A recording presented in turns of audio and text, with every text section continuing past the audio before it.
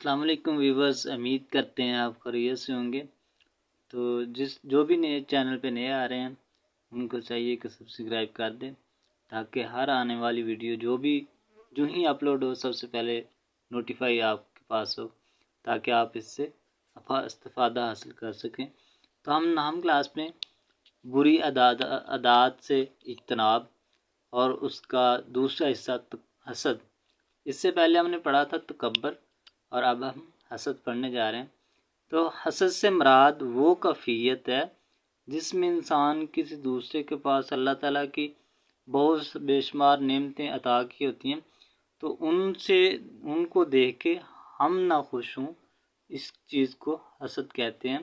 تو یہ ایک بری عادت ہے، ہمیں معاشرے سے اس قدر ختم کرنا چاہیے۔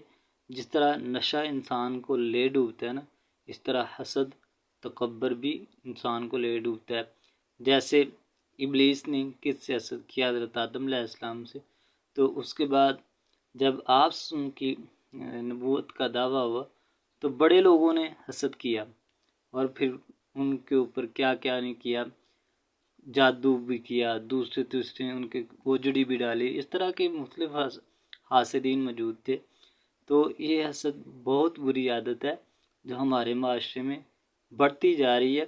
ان چیزوں سے ہمیں پشیمان ہونا چاہیے تاکہ ہم ان چیزوں سے استفادہ حاصل کر سکیں۔ تو آئیے ہم چلتے ہیں اپنی ویڈیو کی طرف، جو کہ ہم نے ایکسرسائز کرنی ہے۔ تو مشق پہ آ چکے ہیں ہم۔ سب سے پہلے درست جواب کا انتخاب کریں۔ ابلیس نے کس سے حسد کیا تھا؟ تو حضرت آدم علیہ السلام سے کیا تھا۔ اس کا جو صحیح آپشن ہے، حسد نیکیوں کو اس طرح کھا جاتا ہے جیسے الف جز اس کا صحیح آپشن ہے، آگ کو لکڑی کھا جاتی ہے۔ کائنات میں سب سے پہلے قتل کی وجہ بھی حسد تھا، اس کا جو آپشن ہے الف جز ہے۔ یہود مدینہ کس وجہ سے نبی کریم صلی اللہ علیہ وسلم پر ایمان لانے سے محروم رہے؟ اور وہ حسد ہی تھا جس کی وجہ سے محروم رہے۔ حدیث مبارکہ کے مطابق جن دو لوگوں سے حسد کرنا جائز ہے، ایک تو قاری ہے، دوسرا سخی۔ اب یہاں پہ تھوڑا سا سوال بنتا ہے، چھوٹا سا سوال بنتا ہے کہ قاری سے کیوں اور سخی سے کیوں؟ قاری سے اس وجہ سے حسد کرنا جائز ہے کہ قاری کو دیکھ کے، قاری کو جو اللہ تعالیٰ نے آواز قرآن کی حفاظت دی ہوئی ہے، اس کو دیکھ کے اس میں کے دل میں لالچ آئے، تاکہ اللہ تعالیٰ کی نعمت ہے اس کو ہم اپنے اندر مو لیں۔ اور سخی بھی اسی حالت میں ہے کہ سخی جب سخاوت کر رہا ہوتا ہے، پھر انسان کو حسد کرنا چاہیے کہ اللہ تعالیٰ کے سامنے دعا بھی کرنی چاہیے کہ اللہ تعالیٰ ہمیں ان چیزوں سے دولت سے نوازے تاکہ ہم بھی سخی بنیں۔ یہ مختصر سوالات ہیں۔ حسد کا معنی و مفہوم بیان کریں۔ جی، حسد سے مراد وہ کیفیت ہے جس میں ایک انسان کسی دوسرے کے پاس اللہ تعالیٰ کی عطا کی ہوئی نعمت پر خوش نہیں ہوتا، بلکہ یہ خیال کرتا ہے کہ کاش اس کے پاس یہ نعمت نہ ہوتی، یا کاش دوسرے سے یہ نعمت چھین لی جائے۔ تو یہاں تک آپ نے پہلا سوال اور اس کا جواب کرنا ہے۔ جی، دوسرا سوال، رشک اور حسد میں ایک فرق لکھیں۔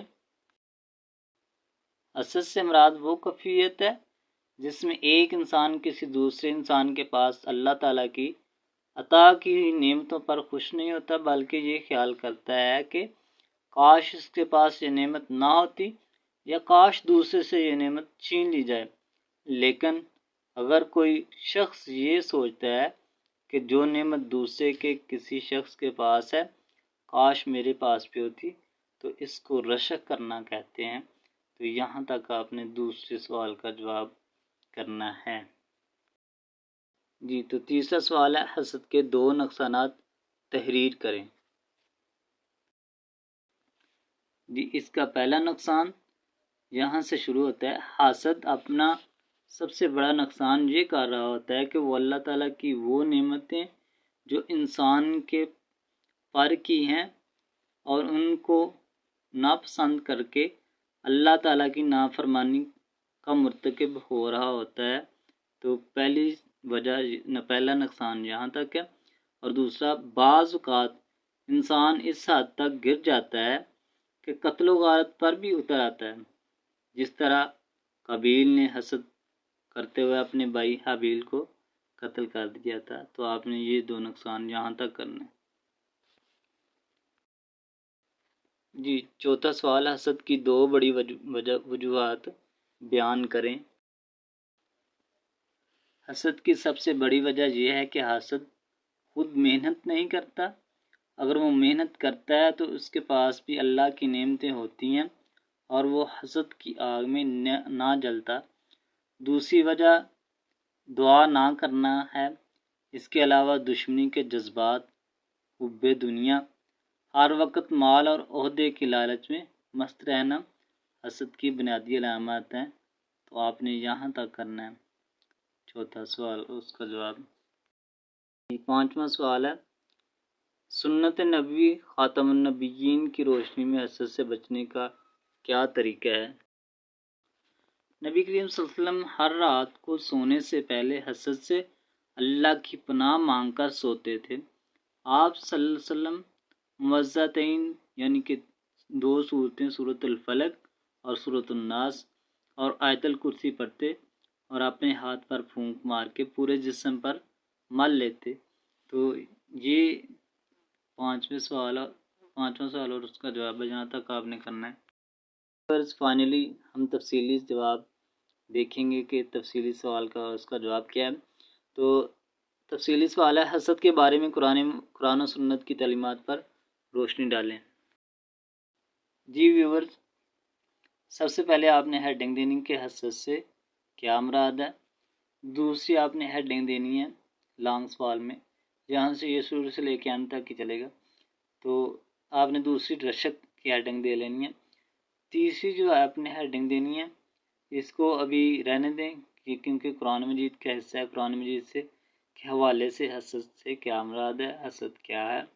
تو اس سے پہلے کہ حسد کی وجوہات کیا ہیں، اس کی وجہ کیا ہے، تو یہ وجہ یہاں تک ہیں، جی یہاں تک۔ اور اس کے بعد آپ نے کیا کرنا ہے کہ اس کا نقصان کیا ہے، حسد کا نقصان کیا ہے۔ اس کے 2 نقصانات ہم نے شارٹ میں بھی کیے ہوئے ہیں، تو آپ نے یہاں تک اس کے نقصانات کر لینے۔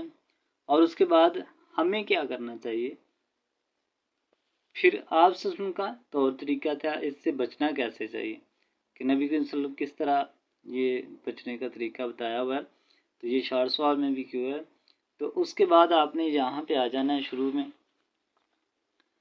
کہ قرآن مجید کے حوالے سے حسد کیا ہے، پھر حدیث کے حوالے سے یہ حدیث ملتی ہے یہاں سے کہ حدیث کے حوالے سے حسد، اور اس کے بعد یہاں پہ دوسری حسد سے بچنے کا طریقہ بتایا گیا ہے کہ حدیث سے حسد سے کیسے بچا جا سکتا ہے، یا آپ خود ہیڈنگ اس کی دے سکتے ہیں، تو یہاں سے بھی کر سکتے ہیں، اور کی بک کا اگر آپ استعمال کر رہے ہیں تو وہاں سے بھی کرتے ہیں، وہاں پہ تو ہیڈنگ بنی ہوتی ہیں۔ تو اگلی ویڈیو تک کے لیے اجازت دیجیے، اللہ حافظ۔